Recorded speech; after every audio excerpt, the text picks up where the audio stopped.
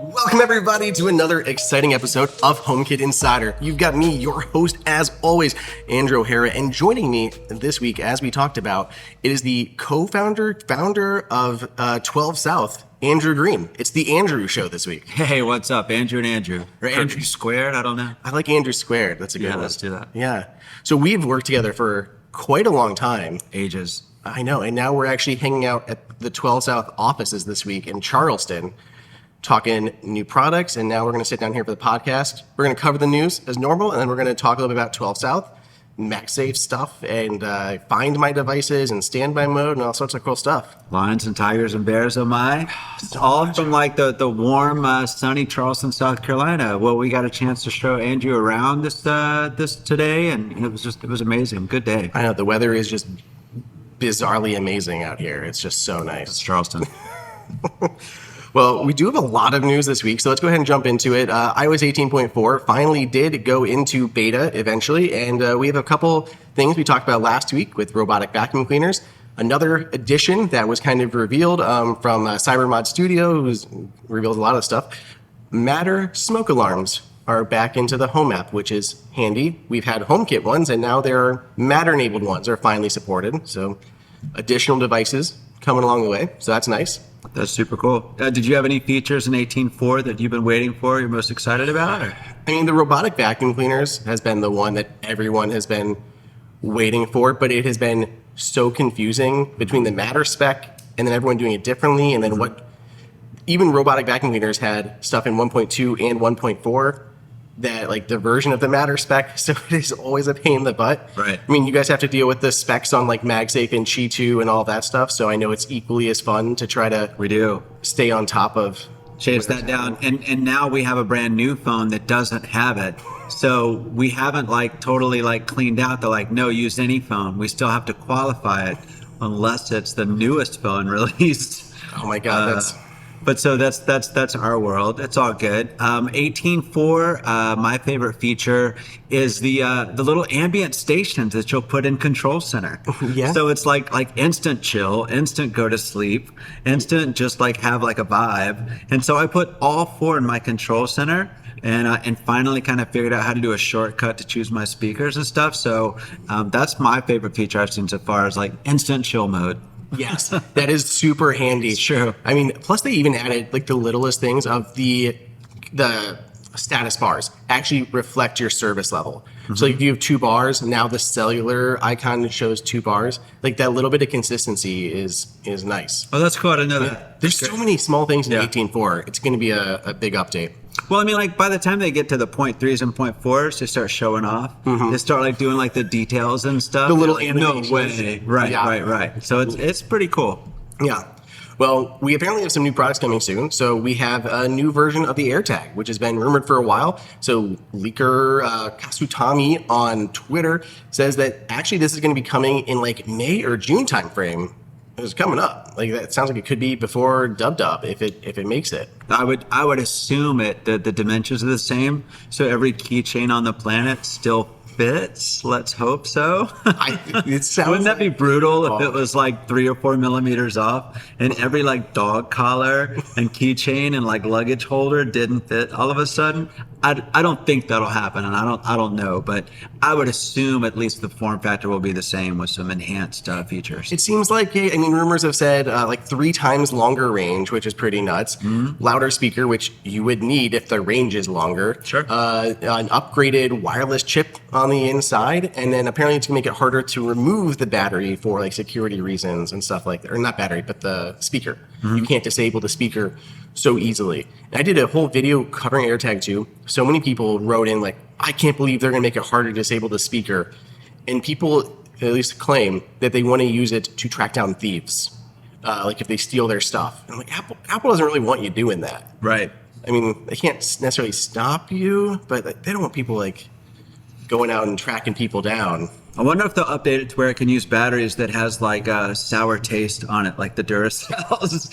Have you ever like switched an AirTag with the bitter like coating on it so it doesn't work at first, and you have to sand it down so the contacts hit it and it works? Yeah. But like until you know that trick, You're like, what in the world is going on? My new battery. Let me lick it. Oh, snap. It's sour. Just rough it up a little bit to get that bitter end off. That's true. If you haven't hit that, you will. It's an awesome tip. I think Duracell has like bitters, and it's a great reason. So like babies don't like eat batteries. That's fine, but it also actually makes some stuff, including AirTags, sometimes not work with it until you kind of rough the side up that has the bitters, so full contact can happen. Just a smooth tip out there. Yeah. Well, Kosutami also says that the new doorbell that Apple is working on, this is very interesting to me, is supposedly going to involve MagSafe in some way. I don't know if it's going to be like, battery powered, so you'll remove it and then use MagSafe to charge. Or That is true. There's two different kinds, right? One that wires to that really low wattage if you already have like a wired, but then also there's the need for fully wireless doorbells that have onboard batteries. So how would you charge that every 3 or 4 months? But I mean, then they would have to, you'd have to secure it. Then everybody's running around, is this a MagSafe when I'm going to steal? Is this a MagSafe when I'm going to steal? Right, that's definitely a concern on how that's going to work. So Maybe it would unlock with your watch to take and charge. That would be fun. I was wondering, I thought maybe they would have MagSafe to hold up, there would be a MagSafe mount for your door, but then you'd still have to have some sort of security device because you don't want people just popping off doorbells and stealing them. Well, it's near a door, and security is a big deal, and the whole point is that it can use facial ID. So if it's you can take it off to charge it. But if it's already dead, what do you do? I don't know. That's why they're figuring it out, not me. That is true. That's true, I guess. Well, we also have new routers coming out this week. Lots of good new routers. Amazon, despite having an event that we're going to get to, they dropped some Eero routers right before that. So we have the Eero 7 and the Eero Pro 7. So Wi-Fi 7 routers. The 7 is a dual band router, got 2.5 gigabit Ethernet, 2,000 square feet of coverage per device. If you have nodes, you'll get 2, 4, 6,000 with 1, 2, or 3. Then we have and that's 1.8 gigabits per second on wireless speeds. So then there's the Eero 7 Pro, which is tri-band. So you have your 2.4, 5, and 6 gigahertz bands. And it's going to be 2 5 gigabit Ethernet ports. And then fanless design, same as previous ones, same coverage as the regular Eero 7s, but it'll have 3.9 gigabits per second of wireless speeds. And best of all, for smart home, Matter support, Matter hub or whatever, and then a thread router in there as well. So thread border router support. That's that. In my limited experience, Eero is the way to go for a nice mesh coverage. It's also the one that looks the least like a spider that's going to get up in the middle of the night and kill you. So there's that. That is a benefit. Yeah, right? Yeah. Some spooky shadow casting, all the multiple antennas up on the wall. Which is the brand that still do that? 6 antennas pop up, and Probably at night when you're asleep, it flips over and crawls away. That's the new robot that's coming out. Yeah, they'll just turn into Right. Yeah, no, Eero's strong. Yeah, they're solid. Well, then we have the Eve dimmer. So this is finally getting ready to launch. Everyone has been asking Eve for a dimmer switch. They got you. It is coming out. It's dropping on March 17th. It works for single pole and 3-way designs. It's a paddle style switch. Basically, it looks like they're older ones, but it has a little dimmer additional paddle on the side. So plus goes brighter, minus goes dimmer. Pretty similar. $50 thread, just like all Eve products. Matter enabled out of the box. So, yeah, everyone who's been asking Eve for one of these, now you got one. Can be consistent with any of your other Eve switches that you got around the house. And now, if you ask for it, you have to buy it, because that's what they were assuming as well. True story. Let's see. Govee is in the news. Govee has a new BR30 bulb. So kind of like your downlight, your kind of like your can light looking thing. Standard E26 base. These new ones are Wi-Fi Matter enabled. They did lower the lumens a little bit, so they're like 850 lumens, but your standard 16 million colors, cool to warm whites. But they're cheap. 2-pack for $20 with a $10 coupon. That's cheap. I heard Govee is eating some competitors, but they're very, very competitive pricing. Hey, I know. You have experience with Govee? Yeah, I just launched a review of the Matter enabled ice maker up on Apple Insider, and I've used their tower lamps because I really like those. They look really nice in corners and can have some nice indirect lighting. But their products, we ignored them for the longest time because they didn't have Matter or didn't have Apple Home. Yeah. And now that Matter's here, they're jumping on the bandwagon, and we've covered them quite a bit. So. It's funny, like, exactly what you just described, that they can be kind of off your radar, and like one feature set, one opportunity to kind of like take a step up competitively, and all of a sudden they're on stage in the playing field. Absolutely. Okay. Do you have pets? I have 2 kitties. 2 kitties? Well, this is not going to be helpful for your kitties necessarily. Oh, darn. But Pawport has introduced a new version of their pet door. And you can now buy a floor-to-ceiling wood or a glass door, floor-to-ceiling window from Kolbe, Kolbe, with a Pawport Smart Pet Security Door built right into it. So you don't have to put this into the door of your house if you're having new windows installed. You can have a pet door installed from the beginning to make it very secure. It works with Siri shortcuts, so you can automate it and build into your smart home scenes. So you say good night at the end of the night, and you can lock down that door so your pets can't go outside anymore. Talk to me though, like, so what is it? Is it like going in between the door and the wall of a slider or something? How does it physically work? So the other versions, you would have to basically put a hole into your door. You bust a hole through the bottom of the door with the old flap, old school. Mm-hmm. Okay. And you would put this in, and it's a smart door. You can have it set up to like their colors, automated based on time of day, stuff like that. Mm-hmm. And this new version can come pre-installed into a sheet of glass. Whoa. So if you have, a rear facing, maybe a slider door or something, like the left side is like solid, maybe you could just put it there. Or if any other floor to ceiling windows that you have, you could just have a pet door built right Yeah, there. but then you're going to train them to just run straight for a glass door. And any time that doesn't have it, you're going to you're going to make a new YouTube video. You're going to give your pet a concussion each time. But I do like those. So it was nice to see Cool. come. More pet stuff. Yeah. Okay, now we got to talk about Amazon. This has like literally happened today while we were hanging out here in Charleston. Mm-hmm. Amazon had their big press event to unveil their new version of Amazon. Honestly, not a ton specifically relevant to the smart home. I was expecting to be all this coverage, new smart home stuff, new Matter, and all these automation things, and really was just focused on their new Amazon Alexa Plus subscription. It's $20, or if you have Prime, it's free. But their whole new LLM model, Senior Vice President of Devices and Services, Panos Panay, who is from Microsoft, says that you can now book dinner, find a restaurant, get an Uber, call your sitter, get concert tickets. And sing happy birthday.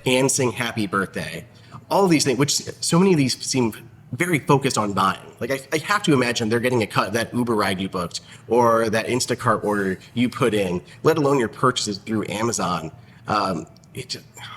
Well, so all of the partnerships appear to be the LLM reaching out to like reality things, mm-hmm. and like what's in it for like the regulars and like folks and stuff that aren't coding and stuff. So the partnerships maybe are an effort to make this technology real and to give people something to chew on.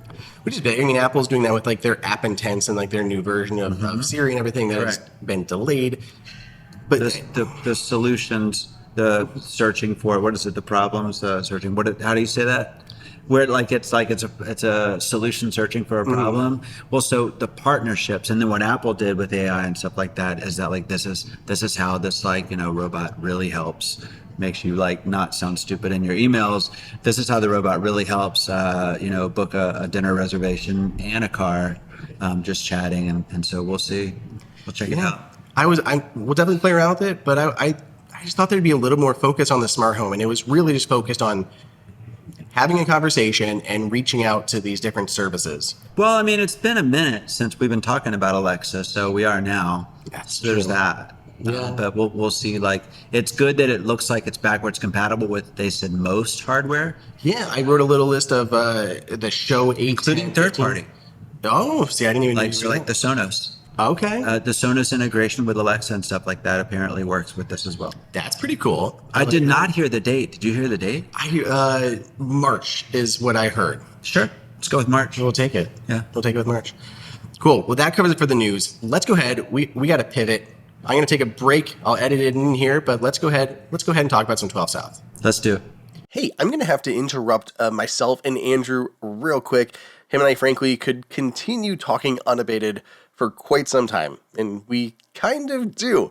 And I wanted to be able to talk to him as much as I could, but we still have sponsors to thank for the week, so I'm going to take a break right now and do just that, starting off with one of my favorites, which is Factor. Factor is the ready-to-eat meal that is delivered to your house that you can cook in 2 minutes in your microwave, or a few minutes longer if you want to put it in something like the toaster oven or the oven and get it even better. What I love about Factor is how many options there are now. There is a weekly menu that you can choose from, and there's plenty of different add-ons, from breakfast to snacks to wellness drinks to shots to smoothies, all of these different things that they've added on to Factor. Now, personally, we have a family. I've got my wife and kid, and we are busy around the clock. And the last thing that I feel like I have time for right now is making a healthy, nutritious meal each and every day, which is why I've used Factor multiple times to help fill in those gaps. Seriously, the menu each week, they always look so good. Santa Fe style green chili beef skillet, green chili queso and chicken thigh pasta, smoky Gouda chicken, loaded bacon, shredded chicken. All of these sound amazing, and I can attest that basically they all are. There's so many things that you can choose from.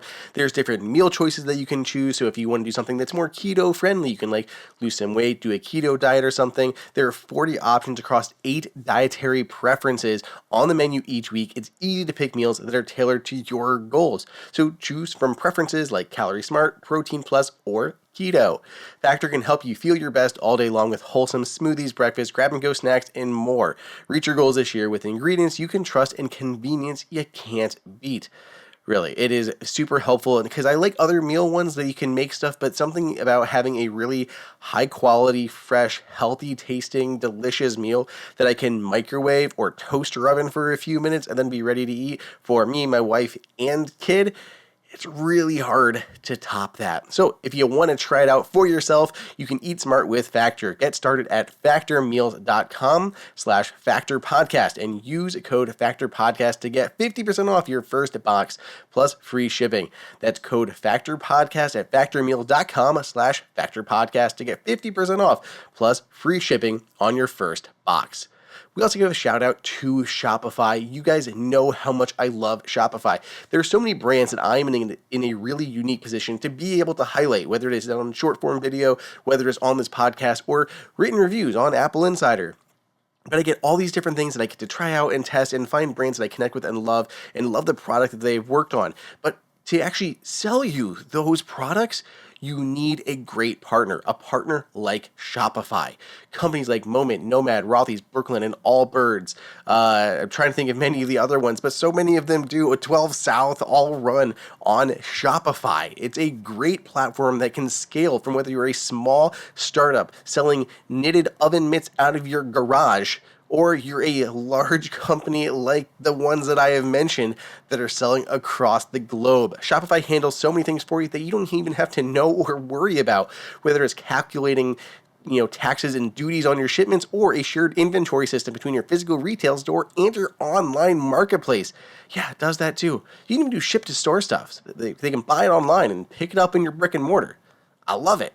They just do so many things, and from a customer perspective, it feels safe, protected. When they get to your checkout, they recognize that checkout. They know that they can trust putting in their contact information, their credit card information, and it gives you options like Shop Pay, Apple Pay, Google Pay, all of those to make it just really seamless to convert those prospective buyers into actual buyers. And it's just easier and more fun for the consumer. Once the order is locked in, it can kick it over to the Shop app, which is equally amazing. They can track the order from it being submitted to fulfilled to shipped, and they can even leave you a review at the end. Awesome. And I even use the Shop app just even when I'm not buying something from a site. I get into the Shop app to use their AI tool to find more cool things to buy, especially for gifts. I don't want to give out my secret, but it is one of the ways that I find new cool brands and products to use for gifting. So yeah, it's a really cool thing. And it even supports Apple Wallet. So you can track your orders in Apple Wallet. There's a lot to love. Seriously, ask me anytime and I'll ramble on about it. As many people I talked to this week can attest. So here's what you can do. Upgrade your business and get the same checkout that all of those different brands use. Shopify. So sign up for your $1 per month trial period at shopify.com/HomeKit, all lowercase. Go to shopify.com/HomeKit to upgrade your selling today. Shopify.com/HomeKit.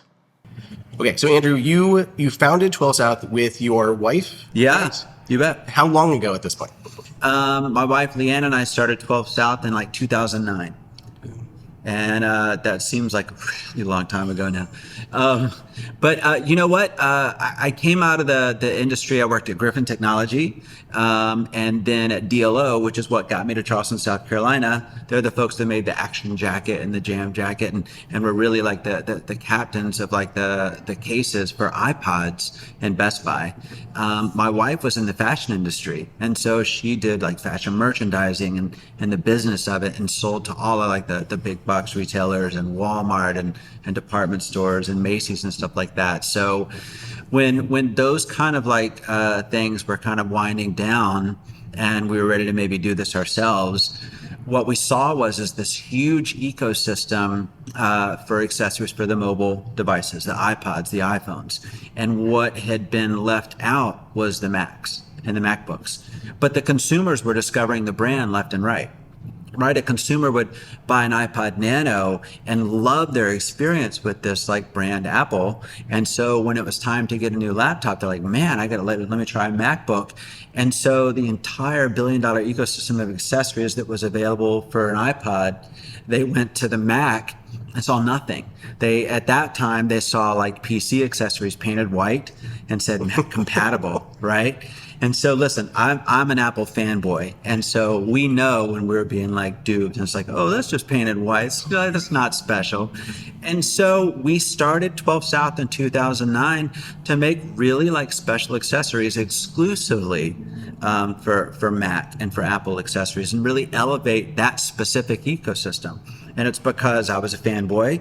It's because there's stuff I wanted to make too, if I'm being honest. But then also making stuff for this community in a really authentic way really kind of spoke to them. And actually when you specialize in what is actually a pretty small selection of Apple hardware, you can do magic things, right? Like our very first product was the Book Art, which took advantage of closed clamshell mode, which actually like not a lot of people like even knew you could do that. So, you can use your MacBook closed. Why? So you can use a giant screen and a more comfortable keyboard and mouse.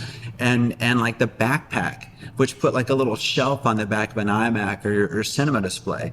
And so we could do like special little products like that because we focused, and not just because I was a fanboy, but because like we focused on Apple hardware specifically. That allowed us to do really like magic, amazing accessories for the platforms.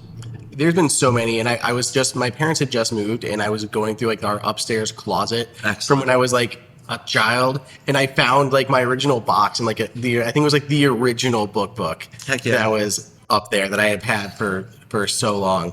But now we have you've kind of pivoted, because I feel like you did soft goods and like those, like, I don't know what you want to call them, but ambient products like a Book Art. Like it's metal, but it's not, there's no electronics in it.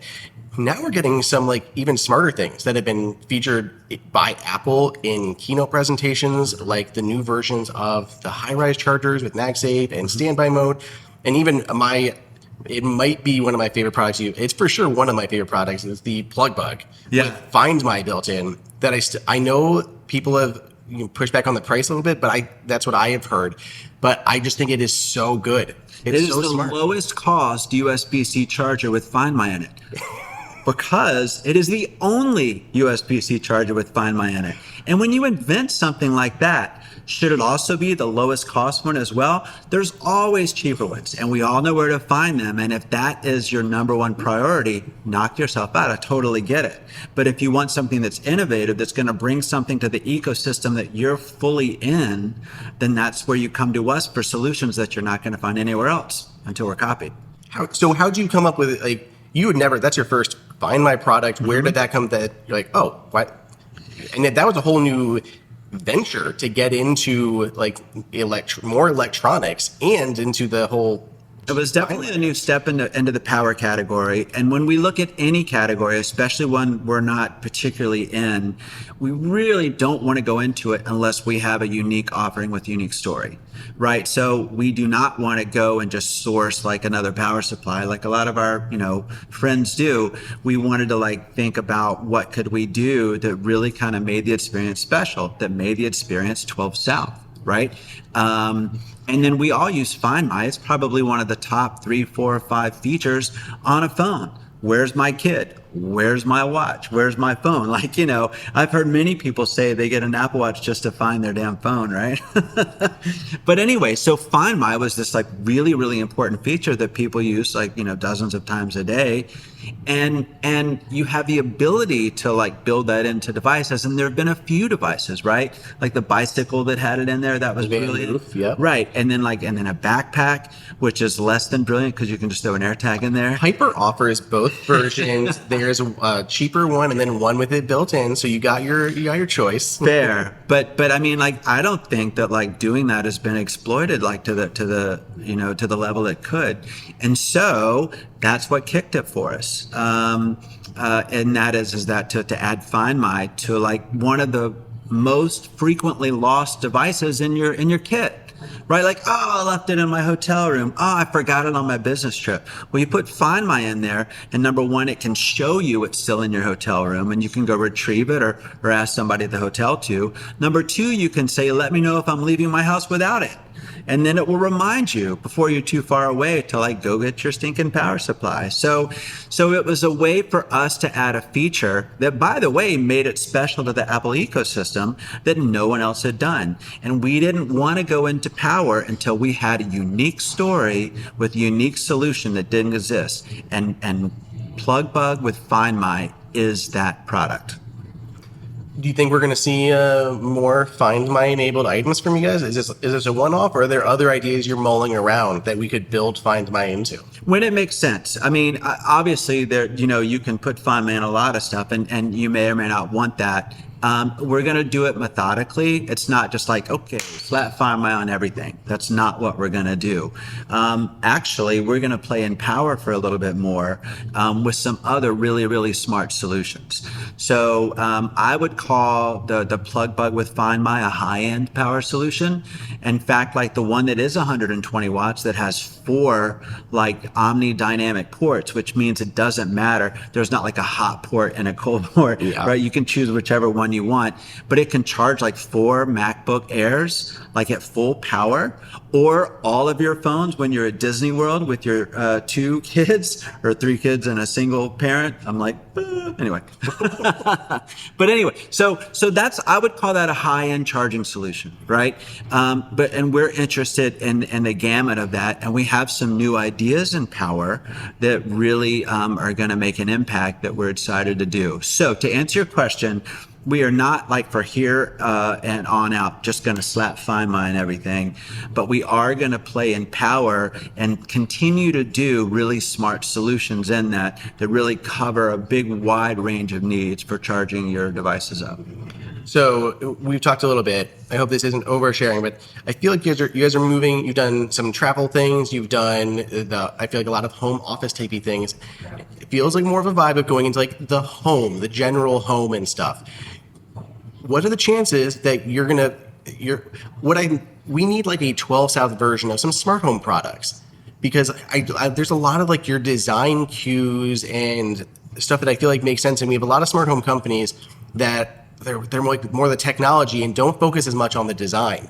Is there any chance that we're going to be able to get you guys to do something more on the smart home that makes smart home, it's simple, accessible, that has some benefit? Have you looked into the smart home space at all? We have not. We are too busy kind of doing what we're doing. We're looking at this year and into 26, and it's just not on our radar. There's some amazing products out there, and so we're big fans of it. A lot of the team here uses smart home devices, and we love playing with it. But we are not ready to like climb that hill yet.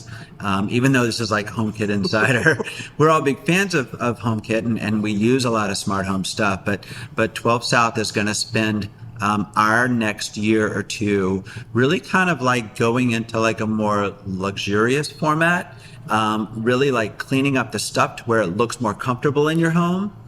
And maybe that's smart, right? Sure. See what I did there? Yeah, I got it. And I mean, we have too many ideas that we need to get out before we would really kind of like make a pivot like that.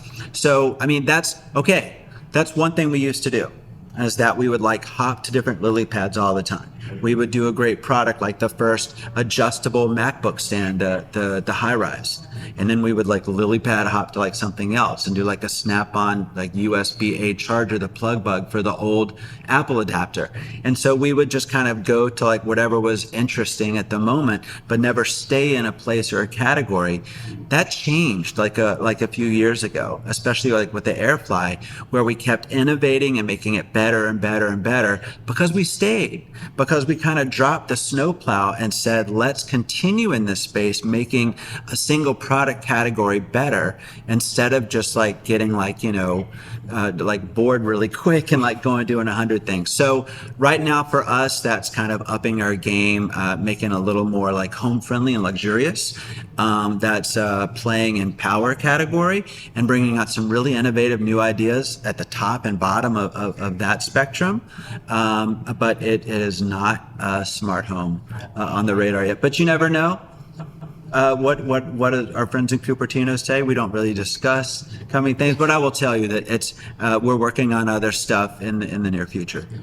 Well, like, so, we talked about iterating products. Like you've iterated on, AirFly a few times now, and now you're focusing on power a little bit.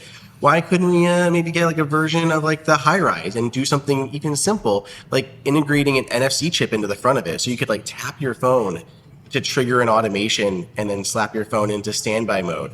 Something like that would be like an easy little step that, not everyone's using NFC, but you guys make things like approachable, and it would be an easier way for people to start playing with like an automation, and would be perfect for home and office. That's cool. I mean, the only thing related to that we did is that we were one of the first to put like a wireless charging, MagSafe specifically, in the base of our high rise, to where like when you threw your phone like at the bottom of like your Mac stand like you do, it's charging at least. And so we played with kind of multi-format like products, but we haven't played there yet. But you never know. That's why we chat, is because like having these conversations always kind of like spins us off into new ideas. I know for a frequent listener of the podcast, we talked about the Pitaka car MagSafe car charger. They have actually 3 NFC tags, and there's a little switch, and you literally put it on the one you want. So you get in your car and you can tap it. It could automate a text message to your partner and send your ETA. It could pull up your playlist or open Audible, whatever you want to do. Like, so you can set up 3 different automations and then just tap your phone and set it on the charger. And I've been so in love with the idea. And you can put NFC tags, but that's when it gets like too hard for people. Like, oh, what NFC tag do I buy necessarily? Then you have to like put somewhere like under a ledge or on your table. It doesn't look as nice, but building into a charger would be a nice bespoke way to be able to run. I hear you, man. That sounds really cool. I have like the ghetto way to do that, the easy way to do that right now. And that is that, and maybe this exists. You make QR codes to trigger things, and you put QR code stickers across your dashboard and like play like, first wave, call my wife. And so you hit a QR code for all the different things you want to do, and that triggers a sequence of events. I can't remember what. Does that exist? Well, it reminds me of this other product, and I'm really blanking on the name of it. It is, but it's this little wooden puck that has a metal inlaid Wi-Fi symbol, and you use it like for your home or your office. And when someone comes over, they just tap it, and it's an NFC chip that will like get them onto the Wi-Fi network. You literally program it so they can tap it, and it'll hop them onto your Wi-Fi. Right. And you flip it over, there's a QR code. So for people who don't have like NFC reading, like an Android device or something, they can still scan the QR code to get onto your home's Wi-Fi. So like that reminds me a little bit of that. Cool. You could do the QR codes, but I feel like that's just as techie as putting a bunch of NFC tags down your dashboard, just manually buying them. That would be more techy than putting like a dashboard full of like silly QR codes. By the way, like didn't the pandemic save QR codes? It basically did. Everyone learned what they were. And like, No, they got out of like Nerdville when like you had to use it for your menu or the drink menu and stuff like yeah, that. that's what I mean. Like, everyone seems to have forgotten QR codes existed, and then the pandemic came. Right. I mean, that was like one of like 3 good things. It's like it rescued QR codes from QR being- codes were dead before They that. were. I was using them. I worked in retail a little bit, like on the marketing and development side, and like I would like make custom QR codes for brands, like logos in the middle and things like that. And I could never get anyone to use them. No one knew. Like they just looked like they were like part of the sign or something, and they never quite clicked. And now everyone uses them everywhere. My oldest kid, when he graduated college, had a QR code printed out and put it on his graduation cap. And so people were like, oh my gosh, what's that? And they scanned it, and it was a Rickroll. Nice, Genius. Well, speaking of your chargers, standby mode has been easily one of my favorite features that Apple has introduced on iOS in a long time. Isn't that funny? Like a clock. It's like our favorite feature of the last decade. I love how we were talking about this earlier, because you guys have had chargers for a little while now, and you would have to find third-party clock apps to mock up. We collected them. So the flip clock, that was a big favorite. But there's I think it's called Red Clock. It's something like that. We could put it in the show notes and stuff. But it's like my favorite way to make. By the way, you still need to do this for iPads. It's true. Why, like standby mode on iPads? Let's go. Wow, it's like Apple is working on some other sort of smart display type product that they 100%. don't want to just put that feature on. It's true. Like when you take like the 3 or 4 things that they're doing from like Control Center to shortcuts and stuff like that, and you put that all together, you have this like absolutely obvious secret product. Apple TV's screensaver changing. Where you like swipe up or whatever, and it's got this new interface to scroll through and pick different screensavers. All the widget work. All the widgets, yeah. And all the widget work within standby. Yeah, absolutely. Like if this thing comes out like it's rumored to, we'll look back and go, yeah, they were like absolutely designing that in front of us for the last 3 years. It's so true. But so back to standby mode, you're right. So for years, we would show the value of your phone when you're not using your phone actively. Like it can show you the weather. It can have a smart screen. It can like have a real cool clock and stuff. And so, I mean, obviously, like somebody heard us in Cupertino because they agreed. And if you think about it, your phone is passive more times than it's active with you. Of course it is. And so why wouldn't it add value? Why wouldn't it tell you what the temperature is outside or your next to-dos or your clock radio while you're traveling? And so I think that's why a lot of people really like standby mode. It wasn't the most difficult technical lift they've ever done, but it added immense value to the phone more times than when you're using it. Because if you count charging and overnight and when it's just sitting on your desk, all of a sudden it's adding value to your space and doing that. And so for years, 12 South would not fake that, but find our favorite apps that did that already to use in photos. And we would answer like emails all the time. Oh yeah, go get this app. This is that app. This is our favorite weather app and stuff like that. And so we were always searching for ways to show passive apps on our devices in our favorite stands, the hover bar and high rise and stuff like that, to show them that not only are we making a charger, but here's what to do with your phone while it's charging. And so that's kind of 12 South, right? And that is that we don't really just kind of make the stand. We say, and here's something to add value beyond the piece of hardware that we're showing you. Absolutely. Mm-hmm. Well, can you tease us anything else about standby mode? Are we going to see more? We have a couple products now that you have with MagSafe and standby mode. You got like the High Rise and High Rise Deluxe, right? Yeah, I think those are the big ones. High Rise 3 Deluxe is our 3-in-1. It is it's the best one I know how to design with my design team here.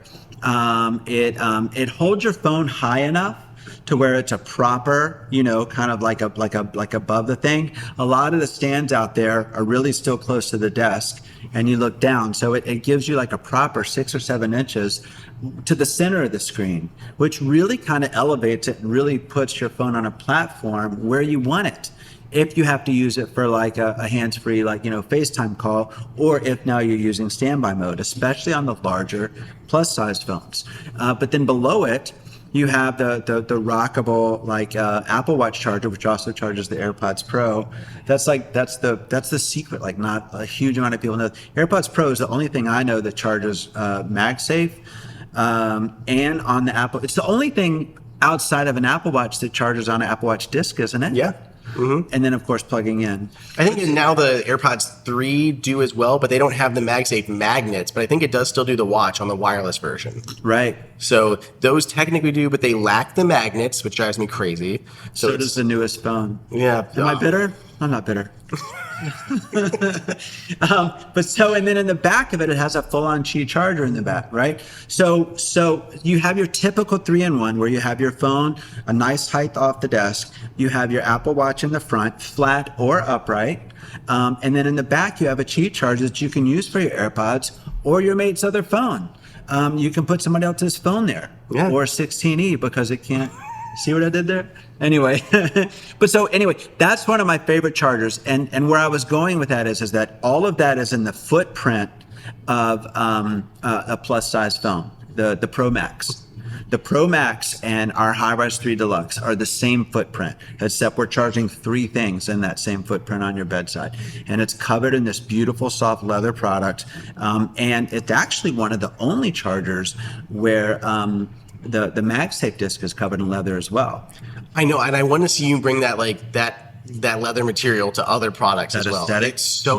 It's such a good aesthetic, and you don't see it in a ton of other things. I want to see it in other products. It costs more. Yeah. And so like if people are like going for like, the cheaper, they run to poly. But on things that you touch, we really wanted it to feel luxurious and feel warm, so it fits into the places that it's going. We also didn't even mention it, but the butterfly and the butterfly SE, right? Yeah. The butterfly is the aluminum one. And then are you going to rename it 16E for the smaller one now? Right? No, you're just going to have to find your spot. You have to find the perfect spot when using the butterfly, and any other charger that has magnets in it. That would be such a good. Wouldn't it be cool? Is if there was a magnet charger that like perfectly positioned a phone on it? Man, that would be so cool. What is that? Anyway, the butterfly is the luxury version that I travel with. Honestly, it's a 2-in-1. Hits USB-C. Is your Apple Watch disc flat or upright, and your wireless charging phone, typically MagSafe. And then its magic trick is that it folds up and becomes a standby stand. And so when I'm traveling, it's my bedside clock. It's great. I love it to death. Yeah. So, you got any teases for us? Are we going to see any more standby MagSafe products from you guys?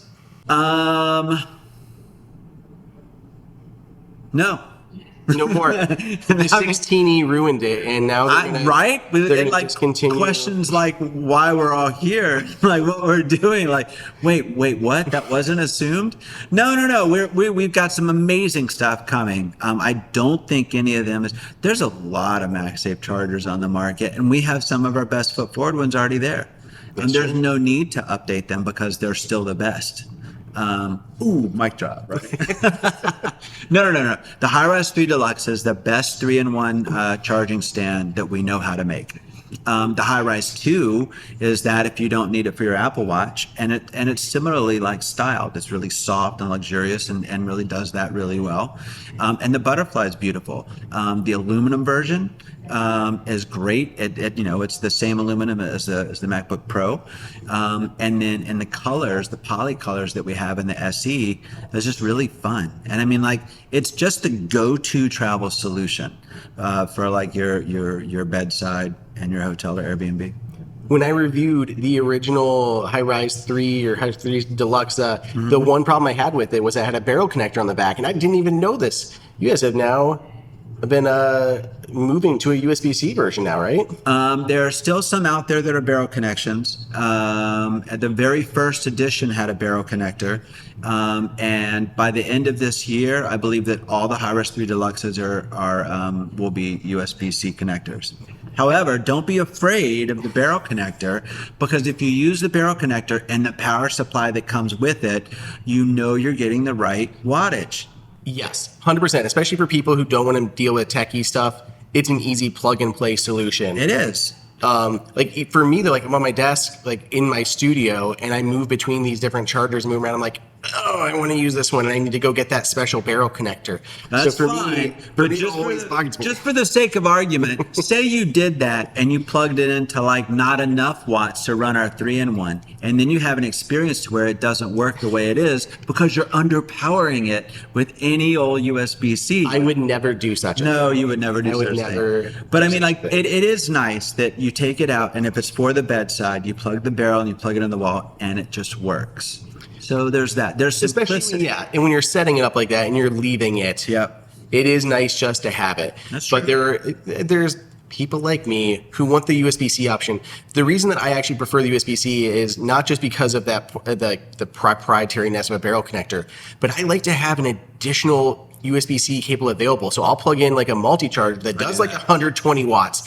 So I can feed this thing the appropriate wattage it needs, but still have an additional output that I can use for an iPad or something else that's true. that I need to charge. I'll give you a scoop on a product that we designed and didn't make, Okay. and that was a power strip of USB-C, like a really elegant USB-C power. I mean, that's kind of like seen it. I know, right? I mean, and so they're out there, like 4 or 5 or more. Did you see what Pluggable released this week? what do they do? How many? 10. It's a power strip with 10 USB-C ports. Right. That's for me right there. How many watts? I don't know. I don't know. A bazillion. So if you had 10, what's the minimum that Yeah. each one should do? So you're plugging 10 things in. How much would you really need to have dedicated to all 10 for it to like be worth it? 30? That's a massive power. Sure, but I have a 300 GAN charger sitting on my desk, so That's true. That's killer. So yeah, so we played with that because like USB-C is going to be the new power strip basically, and it is. I mean that's what's in the market. it's ridiculous. I am seeing so many things that I wouldn't think would be Type C are shipping with Type C power cables now, which is really wild. Did anything switching from Lightning to C make you just buy it for the C? No, not a thing. I don't plug my phone in, folks. I literally use MagSafe almost exclusively. I've plugged in my phone like one time. That's true. You're right. I haven't plugged my phone in for like years. Yeah. So everyone's like, oh, it's so nice. I'm like, yeah, maybe. I don't. Even the only time I actually thought I would use it, especially on the pros, was faster data transfer. And I still find myself airdropping my videos from my phone to my Mac. Like I don't works. even bother. Like, why track down a cable for 30 seconds and plug it in? The only thing I did it with was the AirPods Pro. I think I conveniently lost my Lightning AirPods Pro, so I had to pick up a USB-C one, which like completed my travel kit of USB-C. So I might have done that. And then it just happened actually. So I use Apple's keyboard and trackpad, and I went to charge it, and I'm like, doink, doink. I'm like, oh my gosh, it's still Lightning. What kind of nerd am I? I had to go find a Lightning cable. The horror. I had to go plug in my SE, my old SE, to get ready for the 16E launch. And yeah, I was like digging through things trying to find a Lightning cable. I just gave a whole massive like tub of them to my aunt, who still has like a 14 or something. So whatever it is, she hasn't quite got to the C yet. So now she'll be using that for her next phone that will be C, and she'll be like, Andrew! Oh, no, I was just complaining about this on Twitter. Like, she literally told me a week ago that she's like, I don't want to upgrade phones because Apple made me switch the cable. I'm like, you literally, okay, 3 things. You literally use USB-C for your Mac. You have a MacBook Air. You use USB-C for your iPad Pro. And I know your house, you use a MagSafe charger. When do you even plug in your Here's phone? the thing, dude. Besides us, nobody cares about that. They're not supposed to know C and A. It's just supposed to work. You're supposed to plug it into the wall, plug it into your thing, and it works. It's supposed to be that simple. So like we get frustrated with our people like, what do you mean you don't know the wattage and USB-C and fast charge and blah, blah, blah. They're not supposed to, right? It's our job to make that easy. And what we've done up until now is make it harder. And you just made it worse because you dumped like a rando set of cables on her to like that she's gonna like strangle you with. It should just all be MagSafe, other than the 16E. Other than 16E. Goodness. I know. There's cases that'll add that, right? There will be cases for sure. We've seen a bunch of them. What I thought was actually really funny, you'll appreciate this. Apple had to design a new charger for its stores to display the 16. Right. I thought that same thing. I'm like, oh yeah, what are they going to do in the stores? It's going to be a modified version of their MagSafe dock. So they're going to lower the puck down to the appropriate height. And then there's a little divot in the bottom. So the phone will sit into a divot and lean back against. So it'll be appropriately aligned, but it won't be magnetically connected. Listen, who am I to question? But when you have to make a kickstand for your newest phone, for your flagship stores, well, okay. Would you trade the action button for MagSafe in the 16E? Probably. I mean, I do use my action button quite a bit. I use it to run automations, but I've also been getting more using Siri a lot more frequently to just run things, just walk back, say goodnight. Or if, I had a charger with like an NFC tag in it that I could tap to run an automation, it'd be great too.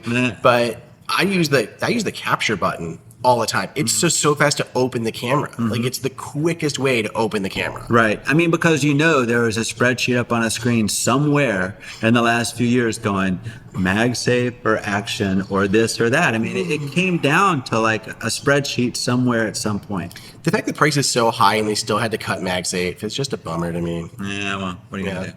I don't know. Okay, anything you want to leave us with? We've been getting looks through the window here from the team that I'm sure wants to steal you back. So anything you want to leave us here as we wrap up the podcast? I mean, listen, I know all your listeners and stuff have been supporters of 12 South for a long time, and I just have nothing but appreciation and just a humble thanks for all your support and all the listeners' support of 12 South through the years. You've let us make some incredible products and then some that were marginal and get to like make our dreams come true, because at the end of the day, we're typically making stuff that we want. And so when you support 12 South, you reinforce that and let us make more. So just thank you for years and years of support of 12 South. Awesome. Cool. Well, thank you, Andrew, for joining. Everyone can go, learn about 12 South stuff at 12 South's website. I'll link probably the High Rise and a couple others, the Plug Bug, because I love it so much, down in the show notes. The Plug Bug with Find My. It is the cheapest and only USB-C charger that has Find My built into it. So that's all I would say is that, like, if you're in the Apple ecosystem, if you've used Find My today, your power supply should have it as well. No?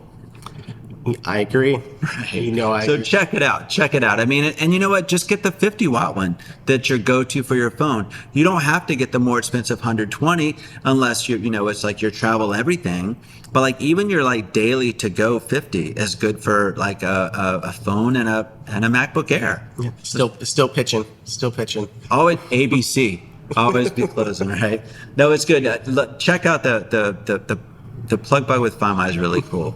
It's one of those like good ideas you only get every once in a while, so I'm really proud of it. Yeah. Awesome. Well, thank you again, everybody. Do what you guys do best. Give us a 5, 10, 100-star rating on your podcast player of choice. Watch the video version of this hanging out here in 12 South offices in Charleston. You can see it over at youtube.com/HomeKit Insider. Otherwise, I'll catch you guys in the next episode. Peace.